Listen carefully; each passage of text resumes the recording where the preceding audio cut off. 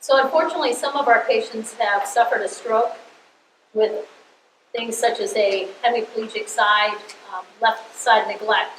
So how is it that Recovo actually helps them? There's a paper that they're giving you. A lot of times there's some great recommendations, so not only do we have this video, but you might want to look at this sometimes if you're not sure. And I'm just going to use that to go through this to talk through some of the items. So you can use it on the leg or arm. Right now I have it in my arm. Which arm? Well, obviously the side that was affected by the stroke, we want to get that engaged again. So just moving it itself is going to help. And especially if you cross midline, it's going to remind the brain that there's two sides of the body, especially with left side neglect. So putting it in the side that was affected.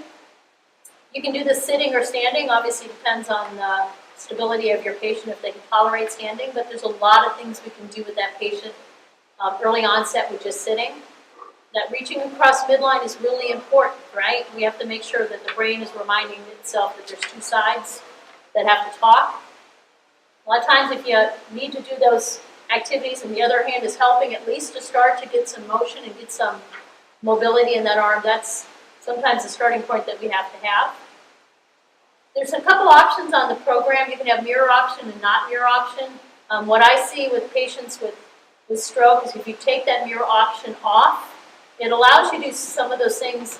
Literally, they can sketch their name so they can start reminding themselves how to do cognitive tasks, whether they're writing the word 1, 2, 3, trying to spell their name, but they can actually do different designs there. You can ask them to draw a fish, to draw a cat, to draw a face, so that they're engaging the cognitive part of their brain. Mirror option allows them a higher percentage of the screen covered with art, but what I've seen is that it might get kind of confusing to them. They're trying to make an A and it doesn't correlate to actually an A on the screen. So taking that off and working with them so that they're really thinking about things. So different things you can do supination and pronation. That's going to get a nice little design. And what I like to do is just have them do it until the entire screen.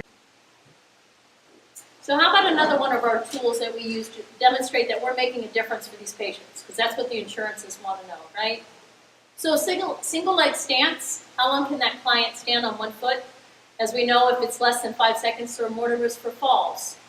Well, if they're practicing the Recovo and they're actually drawing something as they're standing on one foot, first of all, we're doing dual tasks, which demonstrates that they're able to do more than one thing at a time, and that decreases their fall risk, but also engages their brain so that they're standing for a longer period of time.